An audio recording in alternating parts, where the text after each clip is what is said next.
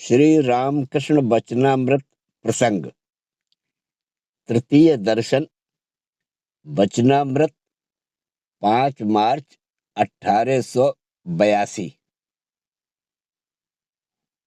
श्री रामकृष्ण देव के उपदेशों में एक ओर जहाँ उच्चतम आदर्श की बातें हैं, वहीं दूसरी ओर व्यावहारिक जगत की उपयोगी बातें भी हैं।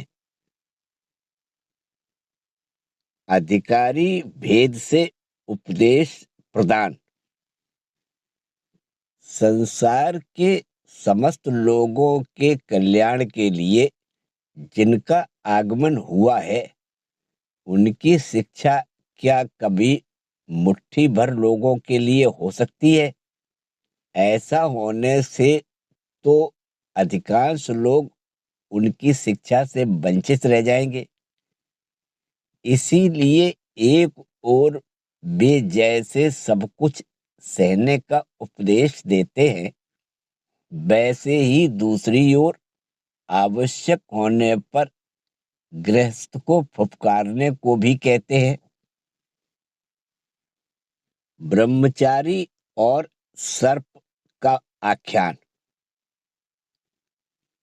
इस प्रसंग में ब्रह्मचारी और सर्प के आख्यान का उल्लेख करते हुए वे कहते हैं कि गृहस्थ को आत्मरक्षा के लिए इस फुफकार की आवश्यकता है, लेकिन त्यागी के लिए विधान दूसरा है।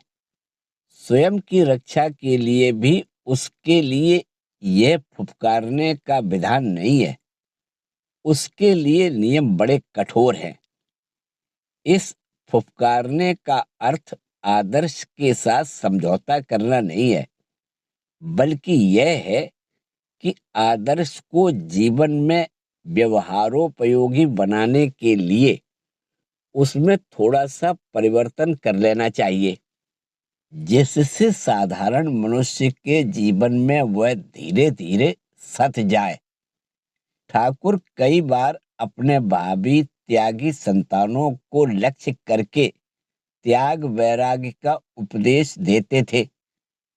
उपदेश देते देते जब उन्हें ध्यान आता कि इस समय यहाँ ऐसे भी बहुत से लोग उपस्थित हैं जो त्याग के इतने उच्च आदर्श का अनुसरण नहीं कर पाएंगे, तब वे कहते, हमने यह एक बात कह दी, इसमें से तुम लोग सिर पैर छोड़कर ले लो।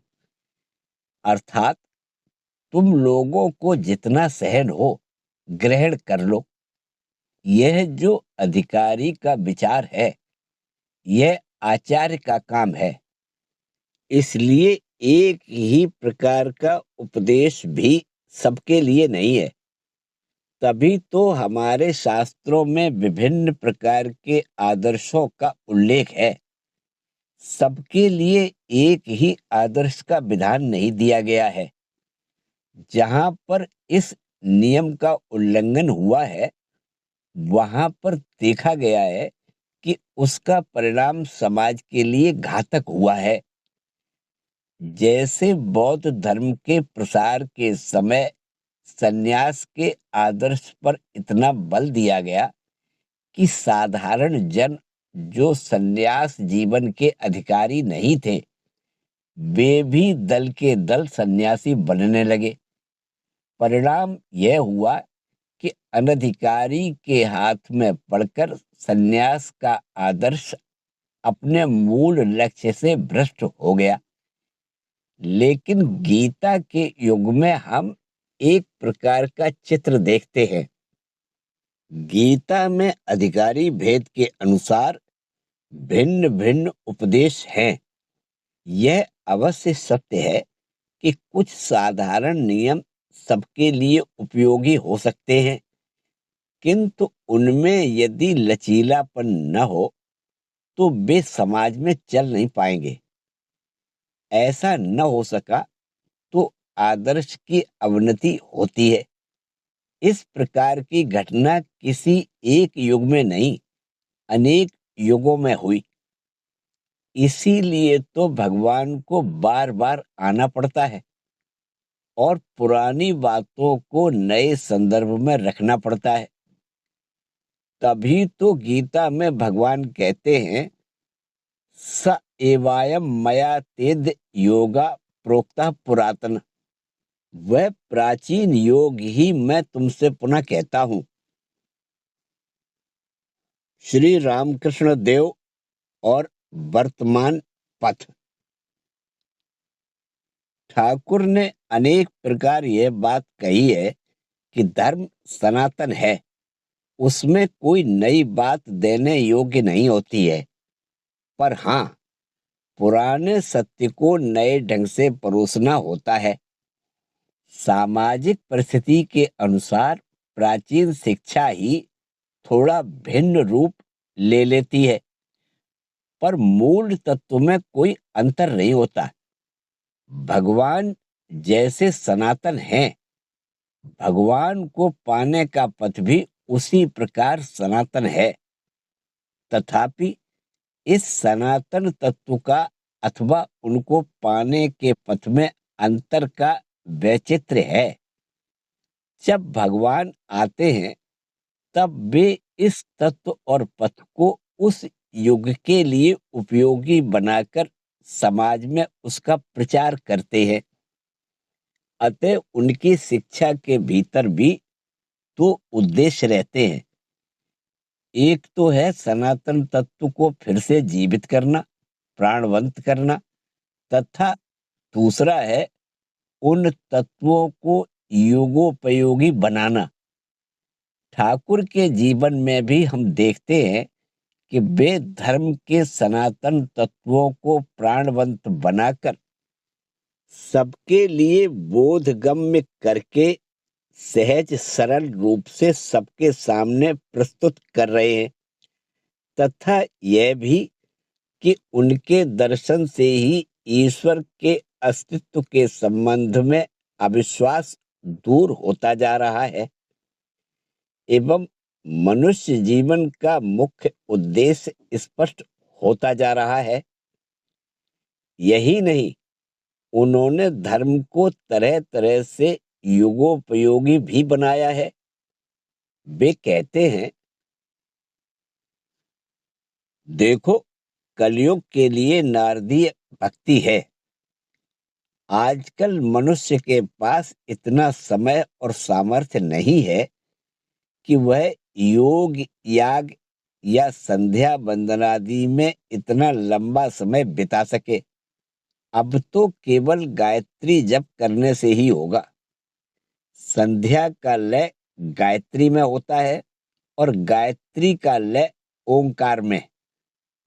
उनका नाम लेने की बात पर कहते हैं, उनका नाम लेना मन में, वन में, कोने में, जिस तरह हो सके मन में, वन में, कोने में उनका चिंतन करे।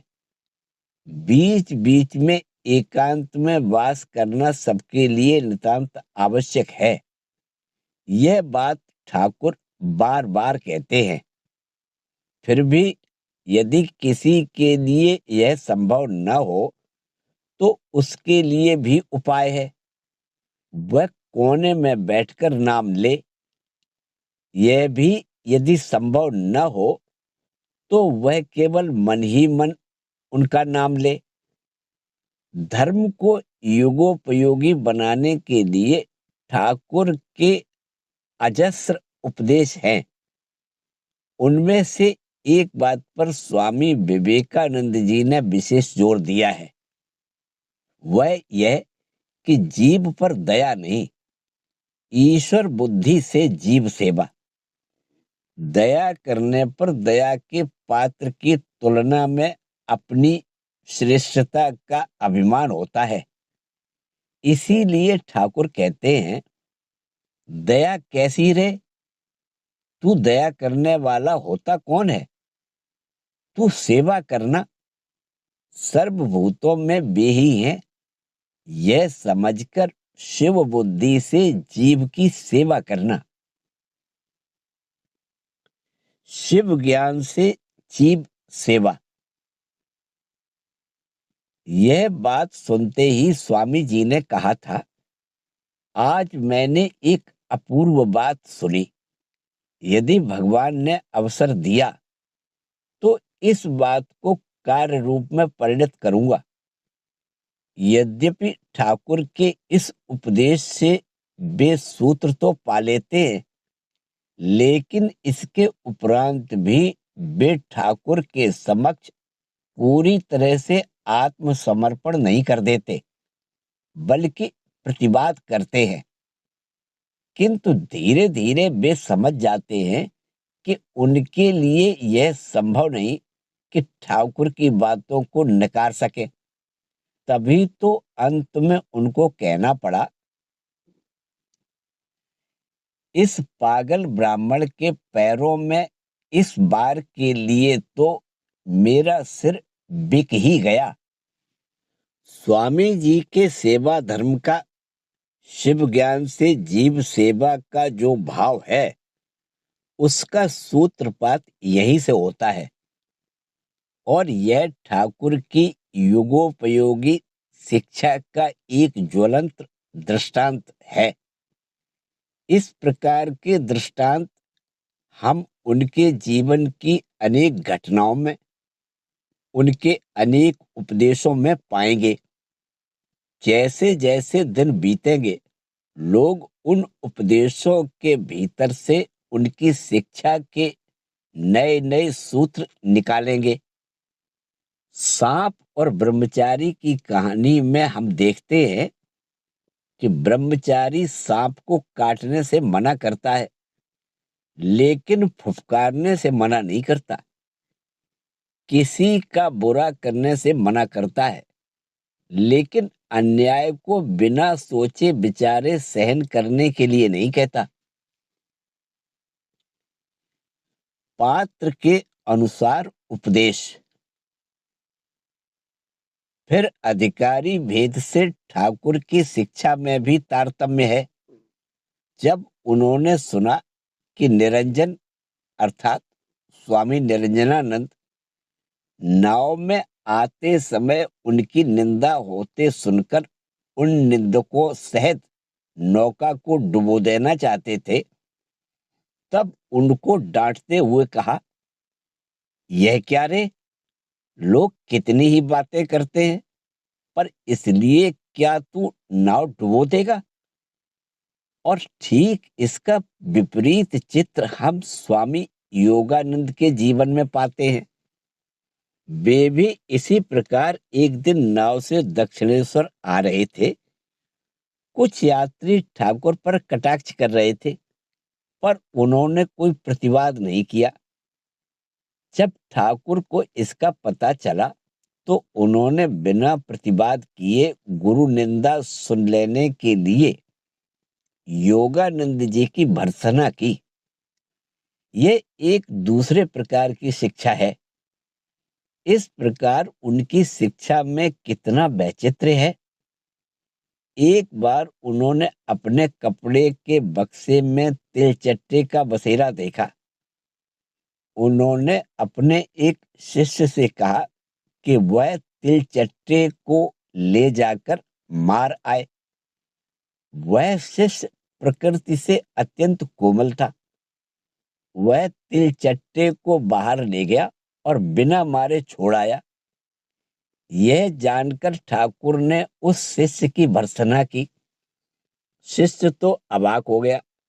उसने सोचा था कि कहाँ उसमें अहिंसा की पराकाष्ठा देखकर ठाकुर उस पर प्रसन्न होंगे, और कहाँ बात उल्टी हो गई।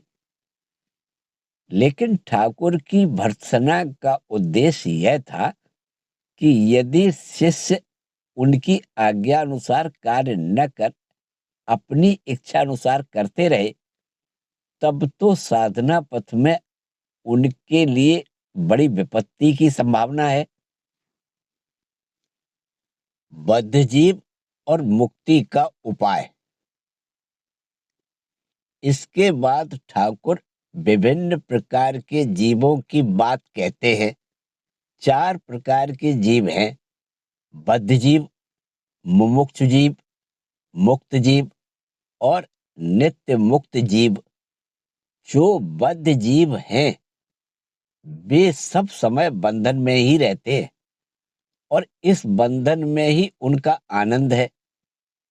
मुमुक्षु जीव इस बंधन से मुक्ति पाने की चेष्टा करते हैं और उनमें से कोई कोई बंधन काटकर निकल भी जाते हैं। ऐसे लोगों को कहा जाता है मुक्त जीव। नित्य मुक्त जीव वे हैं जो कभी महामाया के जाल में नहीं फंसते। बद्ध जीव के संबंध में ठाकुर कह रहे हैं,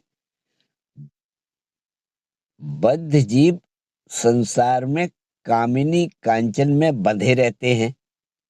उनके हाथ पांव बंधे हुए हैं। देखा कि समय नहीं कट रहा है तो ताश खेलने लगते हैं। उनकी बात सुनकर सब स्तब्ध हैं। यह श्रोताओं को स्तब्ध कर देने वाली ही बात है, क्योंकि ऐसा दृश्य तो उन सभी ने देखा है, लेकिन इस दृष्टि से कभी विचार ही नहीं किया। संसार में जो नौकरी से अवकाश ग्रहण करते हैं, उनको देखने से समझा जा सकता है कि ठाकुर ने किस प्रकार हूबहू चित्र खींचा है। जिस समय का प्रत्येक क्षण हमारे लिए अमूल्य है, उसको किसी प्रकार काट देने की हमारी यह कैसी प्राणपण चेष्टा होती है। समय की इस बंधी सीमा के बीच जीवन के उद्देश्य को सफल करना कितना कठिन है। कहाँ इसके लिए एक उत्कंठा, एक तीव्र व्याकुलता होनी चाहिए। सो तो नहीं, उल्टे यह सोचते हैं कि समय किस प्रकार काटेंगे। यदि हम सचमुच इस बंधन को बंधन समझकर अनुभव करते, तब तो यह बंधन हमें असह्य प्रतीत होता। पर जहां बंधन का ही बोध नहीं, वहां उसे काटने की चेष्टा कैसे होगी। उल्टे यदि कोई हमें उस बंधन से मुक्ति का पथ दिखला दे, तो हम प्रश्न करते हैं कि उस मुक्ति में हमें क्या सुख है। कुछ दिन पहले चर्चा चल रही थी, अजस्र बंधनों के बीच पाऊंगा मुक्ति का स्वाद। पर यह बंधनों के बीच क्यों? क्या उसके प्रति बड़ा आकर्षण है इसलिए? मुक्ति का स्वाद चाहिए, यह तो बहुत अच्छी बात है, लेकिन वह बंधन के बीच क्यों? हम लोग प्रायः कल्पना करते हैं कि मृत्यु के उपरांत जब हम स्वर्ग जाएंगे, तब वहां अपने स्वर्गीय आत्मीय स्वजनों से हमारी भेंट होगी। एक पारिवारिक मिलन जैसा होगा। वहां हमारा कोई शत्रु नहीं जाएगा, केवल वे ही रहेंगे जिन्हें हम पसंद करते हैं। हम में से जो शास्त्र को मानते हैं, ईश्वर को मानते हैं, अपने को शुद्ध आचारी मानते हैं, फिर वह आचार जैसा भी क्यों न हो, यही सोचते हैं कि हमारे पास ही स्वर्ग का एकाधिकार रहेगा। अभी प्रत्यक्ष में हम इस संसार का भोग कर रहे हैं और मृत्यु के उपरांत कल्पित परलोक का एक सुनहरा स्वप्न देखते हैं, जिस परलोक में इस जगत के सारे बंधन साथ रहेंगे। जीव की बद्ध अवस्था का यह एक चरम दृष्टांत है। इसलिए कई बार हम सोचते हैं कि हमारे समान संसारी जीवों के लिए, बद्ध जीवों के लिए क्या कोई उपाय है। लेकिन ठाकुर इस प्रकार की निराशा की बात सुनना पसंद नहीं करते थे। इसीलिए वे कह रहे हैं, उपाय अवश्य है। बीच बीच में साधु संग और निर्जन में ईश्वर चिंतन करना चाहिए, विचार करना चाहिए, प्रार्थना करनी चाहिए कि मुझे भक्ति विश्वास दो। इन उपायों में से कोई भी इतना कठिन नहीं है जिसे नितांत संसारी से संसारी जीव भी न कर सके।